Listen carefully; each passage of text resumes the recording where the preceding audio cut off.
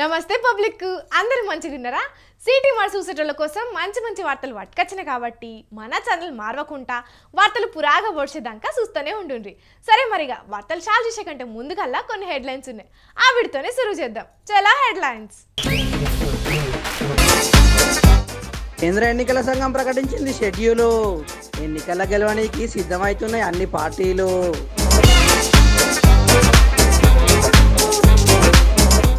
RS Praveen Kumar రాజీనామా చేసిండు బీఎస్పీకి. పొత్తు విఫలమైందని దగ్గరైండు బీఆర్ఎస్ పార్టీకి.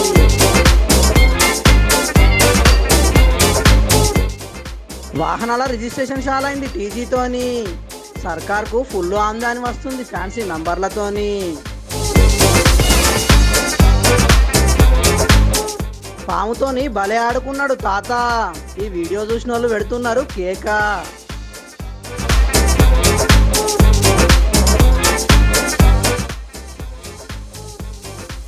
కొలువు బంద్ చేసి ఎలక్షన్లో తిరుగుతున్న గంగులు.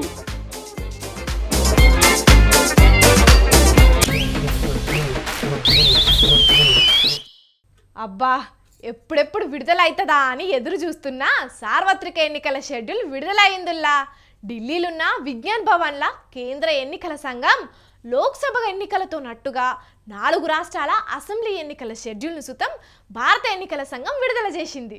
మరి ఆ ముచ్చట్లన్నీ పురగార్చుకుందాం పాండ్రుల్లా.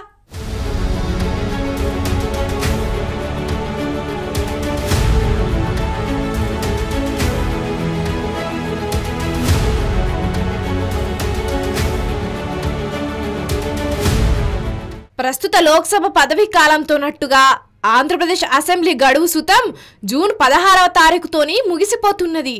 ఇక అరుణాచల్ ప్రదేశ్, సిక్కిం అసెంబ్లీల గడువు జూన్ 2వ తారీఖు, ఒడిషా అసెంబ్లీ గడువు జూన్ 24వ తారీఖు వరకు ముగిసిపోబోతున్నాయి.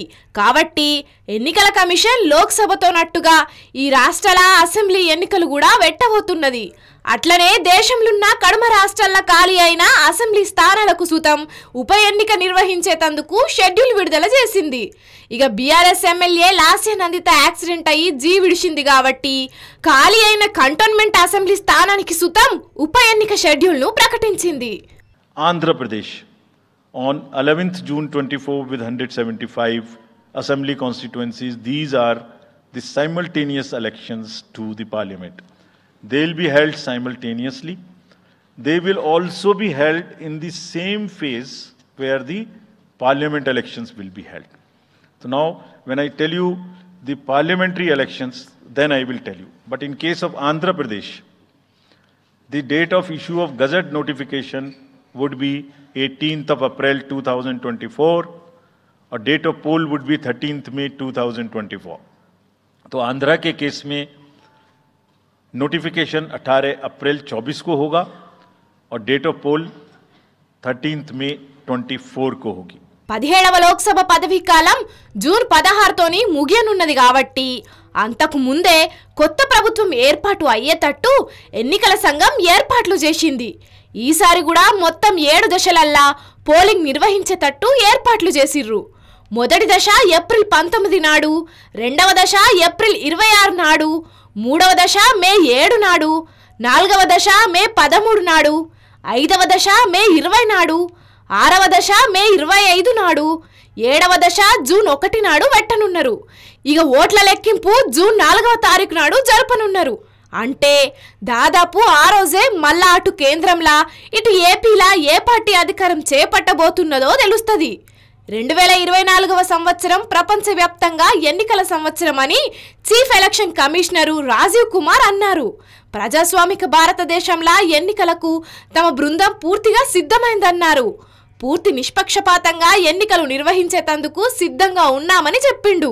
पूरी स्टेट्स में इन सबके साथ समीक्षा करने के दौरान और उसके बाद हमें ये विश्वास है कि हम एक यादगार, स्वतंत्र, निष्पक्ष चुनाव एक पर्व के रूप में सबकी भागीदारी के साथ सुनिश्चित कराएंगे. Before I share the schedule, मैं आपको बताना चाहता हूं कि भौगोलिक, सांस्कृतिक, सामाजिक रूप से विविध इतने बड़े देश में चुनाव कराने के लिए हमने अपने आप को कैसे ओवर द 2 years पीरियड तैयार किया है. दुनिया के सबसे बड़े लोकतंत्र के चुनावों में लॉजिस्टिक्स और मटेरियल प्रबंधन ही अपने आप में एक बहुत बड़ी चुनौती है. So let us show you what is the magnitude by which we are doing these elections. We have 97 crore registered voters, more than the combined voters of a few continents put together, America, Europe, Australia, all many put together. Over 10.5 lakh polling stations, and कितने लोग उसको conduct करते हैं? 1.5 crore polling officials and security officials conduct those elections.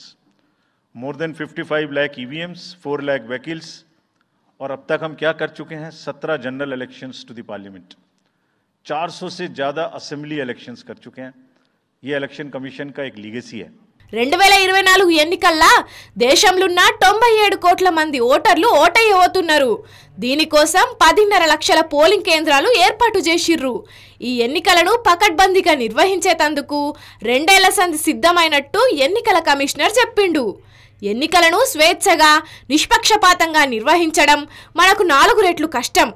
కండబలం, డబ్బు, తప్పుడు సమాచారం, model code of conduct ఉల్లంఘనలను అరికట్టడానికి ఎన్నికల సంఘం కట్టుబడి ఉన్నదని ఎన్నికల సంఘం ప్రధాన ఎన్నికల కమిషనర్ రాజీవ్ కుమార్ సార్ చెప్పిండు.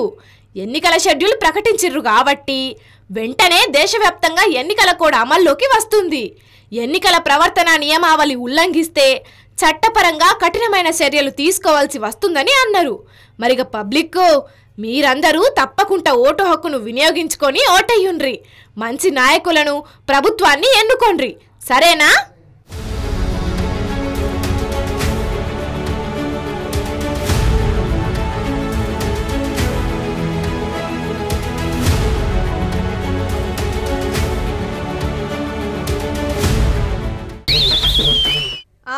సెల్ ఫోన్ నెంబర్లైనా, వాహనాల నెంబర్లైనా కొంతమంది ఫ్యాన్సీ నెంబర్ల కోసం మస్తు ఆరాటపడుతుంటారు. ఇక తెలంగాణ రాష్ట్రం ఏర్పాటు అయిన కాడ నుంచి వాహనాల రిజిస్ట్రేషన్ను టీఎస్ పేరు మీదనే చేసిర్రు. కానీ కాంగ్రెస్ పార్టీ అధికారంలోకి వచ్చినాక టీఎస్ పేరును టీజీగా మారుస్తూ నిర్ణయం తీసుకున్నది. మరిగా టీజీ పేరుగా మార్చినాక వాహనాల రిజిస్ట్రేషన్ ముచ్చట్లు ఎట్లున్నాయో అరుచుకుందాం పాండ్రి.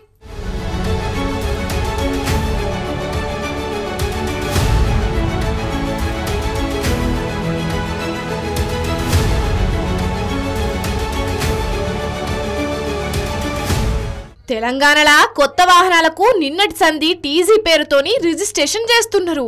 ఇక మొదటి రోజే వాహనదారులు ఫ్యాన్సీ నెంబర్ల కోసం ఎగబడ్డరు. ఖైరతాబాద్లా ఏర్పాటు చేసిన బిల్డింగ్లా టీజీ 090001 అనే నెంబర్ కోసం రుద్రరాజు రాజీవ్ కుమార్ అనే వాహనదారుడు అక్షరాల 9,61,000 రూపాయలు ఖర్చు పెట్టిండు. ఫ్యాన్సీ నెంబర్ల వేలంతోని ఒక్క ఖైరతాబాద్లోనే ఒక్క రోజులనే 30,49,000 ఆదాయం వచ్చిందని అధికారులు చెప్పిర్రు. అట్లనే టీజీ 090909 అనే నెంబర్కు ఇంకో వాహనదారుడు 2,30,000 పెట్టి కొన్నాడు. ఇది వరకు పోయిన సర్కారు తెలంగాణ ఏర్పాటు అయినాక వాహనాల రిజిస్ట్రేషన్లకు ఏపీ బదులుగా టీఎస్ను తీసుకొచ్చింది. కాకుంటే మేము అధికారంలోకి వస్తే తెలంగాణ ఉద్యమంలో చెప్పినట్టు టీజీగా మారుస్తామని కాంగ్రెస్ పార్టీ లీడర్లు చెప్పిర్రు కదా. ఇక అన్నట్టే టీజీగా మారుస్తూ సర్కార్ నిర్ణయం తీసుకున్నది.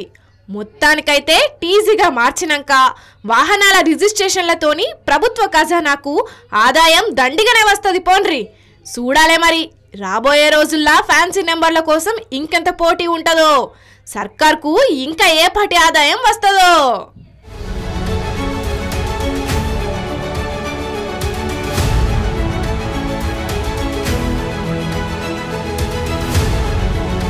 వచ్చే పార్లమెంటు ఎన్నికల్లో బహుజన్ సమాజ్ పార్టీతోని కలిసి బీఆర్ఎస్ పార్టీ పోటీ చేద్దామని నిర్ణయం చేసింది. 2 స్థానాల్లో బీఎస్పీ పోటీ చేస్తుందని 2 పార్టీలు ప్రకటించినాయి. కాకుంటే ఇప్పుడు ఏం జరిగిందో చూడుండ్రి.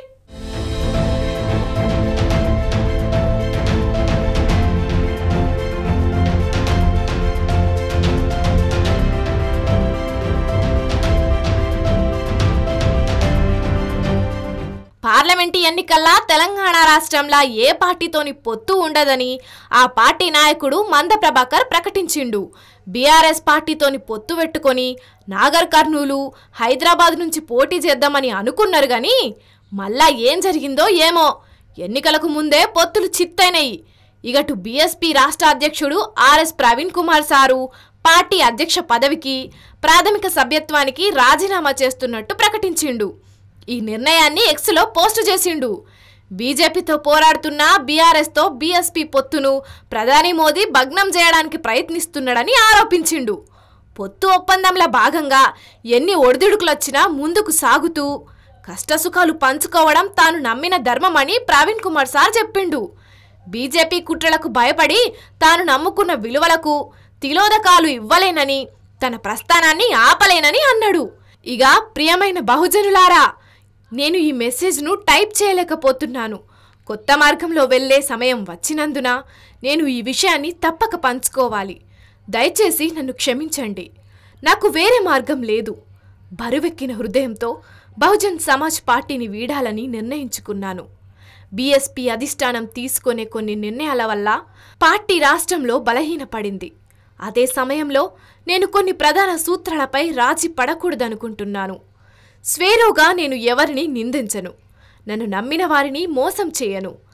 తెలంగాణలో బీఎస్పీ భవిష్యత్తు కార్యాచరణను నిర్ణయించుకోవాల్సింది ఆ పార్టీ అధినేత మాయావతికి ధన్యవాదాలు. ఈ కాన్షీరామ్ గారు ఏ విలువలైతే బోధించారో ఆ విలువలను తప్పకుండా మేము కాపాడుకుంటాం, ఆ చరిత్రను కాపాడుకుంటాం, బహుజన ప్రజల కోసమే మరి రాత్రింబావులు పోరాడతామని చెప్పేసి ఈ సందర్భంగా చెప్తున్నా. సో నేను ఈ నిర్ణయం నేను స్వచ్ఛందంగా మరి ఈ రాష్ట్ర ప్రజల ప్రయోజనాల దృష్టిలో పెట్టుకొని తీసుకున్న. ఒక్కసారి ఒక ఒప్పందం జరిగిన తర్వాత ఆ ఒప్పందం అనేది మళ్ళీ ఆ ఒప్పందం నుంచి బయటికి రాకూడదు. అది కనీసమైన ధర్మం. అందుకొరకే నేను ఆ పని చేయడం ఇష్టం లేక మరి నేనే బయటికి రావడం జరిగింది. సో నేను మళ్ళొకసారి చెప్తున్నా, బైంజీ కుమారి మాయావతి గారు ఉక్కు మహిళ, మరి ఉత్తరప్రదేశ్ మాజీ ముఖ్యమంత్రి గారు, వారు నిజంగా చాలా గొప్ప వ్యక్తి. వారు నాకు ఒక చక్కటి అవకాశం కల్పించారు. వారికి హృదయపూర్వక ధన్యవాదాలు తెలుపుతా ఉన్నా. అదేవిధంగా బహుజన్ సమాజ్ పార్టీ నాయకులకందరికీ ధన్యవాదాలు. నన్ను విశ్వసించినందుకు, నన్ను నడిపించినందుకు ఎప్పటికీ మీరే నా మార్గనిర్దేశకులు. కాన్షీరామ్ సామాజిక న్యాయం కోసం ఎల్లవేళలా కృషి చేస్తా. నాపై విశ్వాసం ఉంచినందుకు బహుజనులందరికీ ఎప్పటికీ రుణపడి ఉంటాను. పవిత్రమైన రాజ్యాంగ విలువలు, న్యాయం, స్వేచ్ఛ, సమానత్వం, సౌభ్రాతృత్వాన్ని కాపాడడంలో ఎలాంటి ఒత్తిళ్లకు తలొగ్గబోను. బహుజనులు స్వశక్తితో ఎదిగేందుకు నిర్విరామంగా కృషి చేస్తానని హామీ ఇస్తున్నాను. నాకు అండగా నిలిచినందుకు తెలంగాణ, భారతదేశ ప్రజలకు ధన్యవాదాలు. మళ్ళీ చెబుతున్నా, చివరి వరకు బహుజన వాదాన్ని నా గుండెలో పదిలంగా దాచుకుంటా. జై భీమ్ అని ప్రవీణ్ కుమార్ సార్ ఎక్స్లా పోస్ట్ పెట్టిండు. బీఎస్పీకి రాజీనామా చేసిన ఆర్ఎస్ ప్రవీణ్ కుమార్ ఎంబటే పోయి మాజీ సీఎం కేసీఆర్ను కలిసిండు. అంటే ఖచ్చితంగా గులాబీ కండువ కప్పుకొని వచ్చే ఎన్నికల్లా నాగర్ కర్నూలు నుంచి కారు పార్టీ తరపున ఎంపీగా పోటీ చేస్తాడని అంటున్నారు. చూడాలే మరి రేపట్ల రాజకీయం ఎన్ని మలుపులు తిరుగుతాయో ఏం కథనో.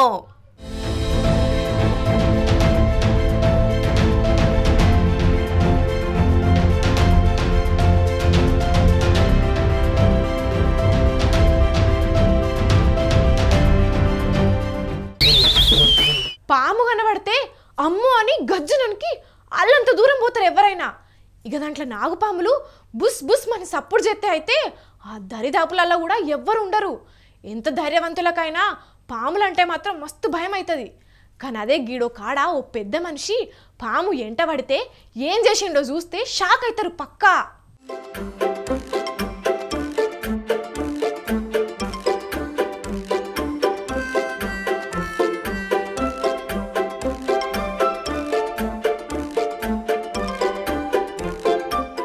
వామ్మో, ప్లాస్టిక్ పైపును పట్టినంత ఈజీగా పామును పట్టిండు కదా ఈ తాత. మరిది నిజంగా పామేనా, లేకపోతే ప్లాస్టిక్ పాముతో గిట్లా ప్రాంక్ వీడియో చేస్తున్నాడా అంటే అది బరాబర్ నిజంగా పామే. అయినా చూస్తుంటే తెలుస్తలేదా, పడిగిప్పి మరి అటు ఇటు ఎట్లా చూస్తున్నదో చూడుండ్రి.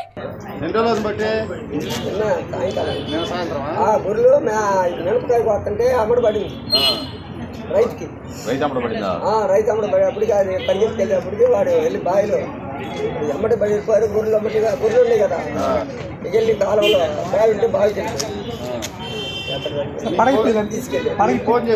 తీసుకువచ్చారు వాళ్ళే. వామ్మో, పామును ఎటు పడితే అటే గుంజుతున్నాడు కదా ఈ తాత. అయినా గాని ఈ తాత ఏ గింత కూడా భయపడతలేడు. మరిగ తాతకు పాములు పట్టుట్లా మస్తు ప్రాక్టీస్ ఉన్నట్టున్నది. గందుకే ఉత్త లబ్బర్ తాడును పట్టుకున్నట్టే పట్టుకొని పురుసతుగా టైం పాస్ చేస్తున్నాడు. ఇది చూసిన కొంతమంది తాత చేతులా స్నేక్ క్యాచింగ్ స్టిక్ లేదు, అయినా మంచిగా పట్టుకున్నావు, కరిస్తే పానం పోతుంది ఇడువు అన్నా కూడా ఇడుస్తలేడు. పోండ్రి మీదికెంచి ఏదో పెంపుడు పామన్నట్టే అట్లనే పట్టుకొని ఎట్లా చూస్తున్నాడో చూడుర్రి. అన్నట్టు అసలు ముచ్చటేందంటే ఈ పాము మిర్చి చేన్లా రైతు మిర్చేరుతుంటే ఎంటబడ్డదట. అప్పుడు ఆడికి పోయి మరీ పట్టుకొచ్చిండట. మరి తాతను పాములేమనయో లేకపోతే పాముల భాష ఈయన గిట్ల వచ్చో తెలియదు గాని ఈయన పట్టుకున్నంతసేపు కూడా ఈ పాము ఏమంటలేదు. మరి తాతది ఏమూరో ఏమో తెలియదు గాని పాములు పట్టిన తీరును చూసైతే తాత ధైర్యం గట్టిదే అని అంటున్నారు. అంతే కదా మరి, లేకుంటే ఇంత ధైర్యంగా పామును ఎట్లా పడతాడు? కానీ తాతో జాగ్రత్త, అన్ని పాములు ఒక్క తీరుగా ఉండకపోవచ్చు, ఏమన్నా ఎటమటమైతే లేని పర్షన్ కథ ఉంటది. కాబట్టి జర్ర పైల మరి అనవట్టిర్రు అటు దిక్కున్న జనాలు.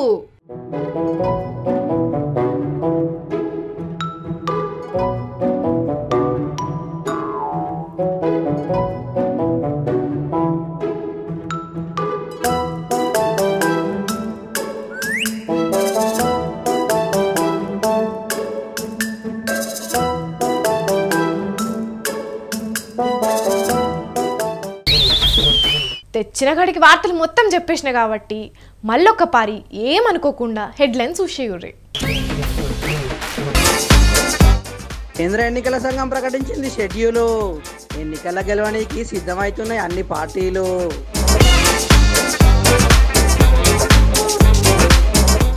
ఆర్ఎస్ ప్రవీణ్ కుమార్ రాజీనామా చేసిండు బీఎస్పీకి. పొత్తు విఫలమయ్యిందని దగ్గరైండు బీఆర్ఎస్ పార్టీకి.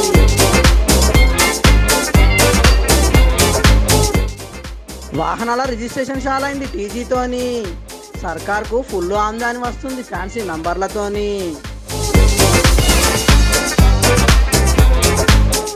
పాముతోని భలే ఆడుకున్నాడు తాత. ఈ వీడియో చూసిన వాళ్ళు పెడుతున్నారు కేక.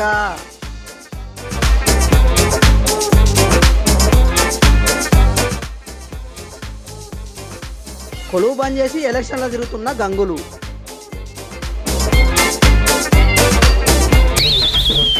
ఇగో ఇవల్ల ఇయాల్టి సిటీ మార్ వార్తలు మేము చెప్పినన్ని జబర్దస్త్గా ఉన్నాయిలే. ఇంకెన్ని మంచి మంచి ముచ్చట్లతోని మళ్ళా కలుద్దాం. అప్పటిదాకా చూస్తూనే ఉండుండ్రి మన స్వతంత్ర టీవీ. ఉంటాం మళ్ళా.